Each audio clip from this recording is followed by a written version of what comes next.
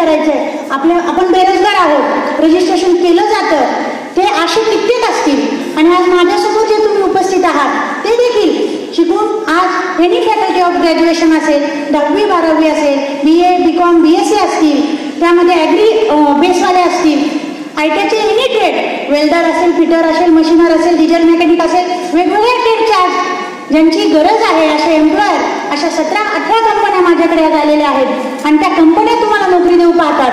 आज जर प्रिन्सिपल सरांनी सांगितल्याप्रमाणे ती एक गोष्ट सांगितली, त्याच्यामध्ये आपल्याला ही संधी आहे, परंतु तुम्ही जर झोपले असाल, एवढं सगळं आहे, कंपन्या तुमच्या दारी आहात, तुम्ही घरी असाल, तर आज त्या चौकीदाराप्रमाणे तुमचं होईल, तुम्ही झोपून चालणार नाही. आज जागे व्हा.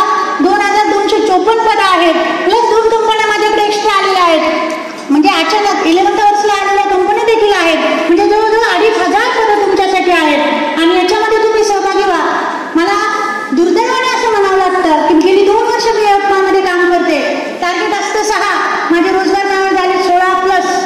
मी प्रत्येकाला मागेल तिथे रोजगार मेळावा देते, पण होतं काय, 10 मुलं तर सिलेक्ट झाली तर त्याच्यातले फक्त 3 किंवा 4 जण तिथे जातात आणि त्याच्यातले 2 जण माघारी येतात 6 महिन्यानंतर. ही ग्रॅव्हिटी काय आहे, विदर्भाची ग्रॅव्हिटी काय मला अजून कळली नाही. मुलांनी तर मला असं वाटतं आज ह्या कंपन्या येतात म्हणजे शासन आपल्या दारी, तसे कंपन्या तुमच्या दारी आहेत, तुम्हाला फक्त तिथे जायचंय. डॉक्युमेंट तुमची स्क्रुटिनी करणारा एक HR असतो, एक इंटरव्ह्यू घेतो, तुम्ही फिट असाल तर तुम्हाला तिथे जागच्या जागी ऑफर लेटर देतो, प्लेसमेंट तुम्हाला तिथेच मिळणार आहे. का संध्याकाळी आपल्याला रिझल्ट येणार आहे.